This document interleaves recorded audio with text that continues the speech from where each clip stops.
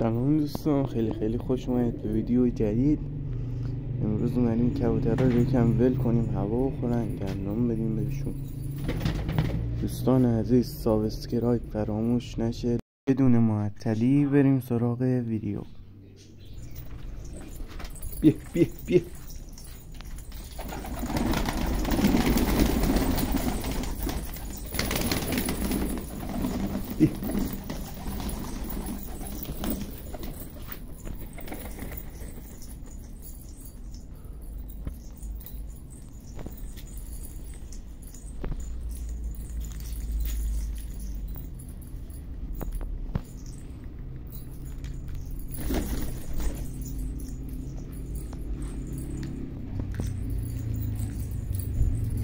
اون که بدبخت جا اونجا. بیا بیا بیا.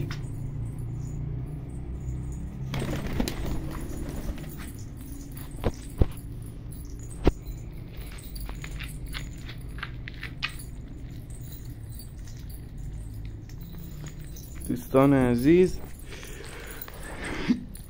یکی از دوستان کانال گفته بود که اسم این ساد شیرازی رو بذار F16 و ما هم به عشقش اسم این ساد شیرازی رو میذاریم F16. و یکی دیگه گفت اسم یک کدومشون رو بذاریم کوروش. من اسم این توقیسی ها رو میذارم کوروش. و یکی دیگه از بچه های کانال باز گفته بود اسم جوجه ها رو بذار پیمان. از این جوجه ها یک کدومش، اونی که خاله، اونی که خال داره، یعنی میشه این که الان روش زوم میکنم، اسم اینو میذاریم پیمان. و فعلا همینا رو گفته بود. آها، یکی دیگه هم گفته بود اسم یک کدومشون رو بذار سوگن. اسم این توقی سرخ ماده رو میذارم سوگن. و برای این ساده امری و اون ساده امری و این جوجه ساده یک اسم انتخاب کنید حتما.